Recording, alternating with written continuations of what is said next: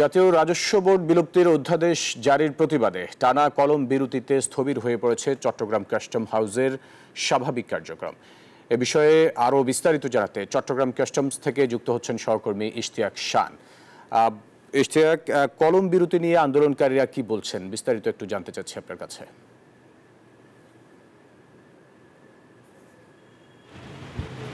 ধন্যবাদ আসলে আপনাকে। আমি এই মুহূর্তে আছি চট্টগ্রামের ঠিক কাস্টম ভবনের সামনে। এখানে আসলে কর্মকর্তাদের কলম বিরতির কারণে কিন্তু কাস্টমস হাউসে কিন্তু অনেকটা যে অচল অবস্থা বিরাজ করছে এবং একই সাথে এই অচল অবস্থাটি আসলে সবচেয়ে বেশি আসলে ভোগান্তিতে পড়েছেন যে আমদানিকারকরা রয়েছেন তারা সহ কিন্তু যারা সিএনএফ এজেন্ট এর কর্মকর্তারা রয়েছেন তারা কিন্তু আসলে খুব ভোগান্তিতে পড়ছেন এবং তারা যেটি বলছেন যে গতকালও কিন্তু আসলে সকাল 10টা থেকে কিন্তু বিকেল পর্যন্ত কিন্তু আসলে এখানে যে কার্যক্রম সেটি বন্ধ ছিল। এর পরবর্তীতে 2 ঘন্টার জন্য সীমিত সময় আসলে কার্যক্রম চললো।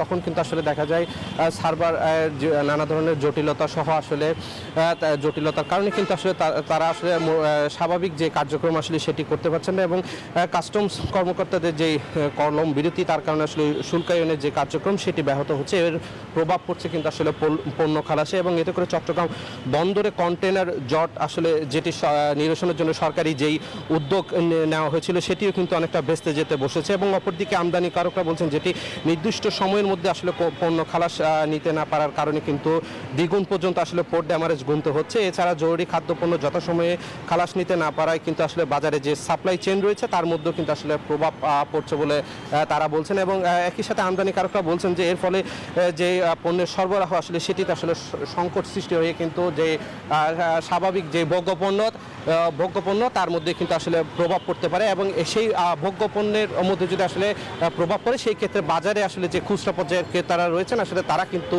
সবচেয়ে বেশি ক্ষতির সম্মুখীন হবেন।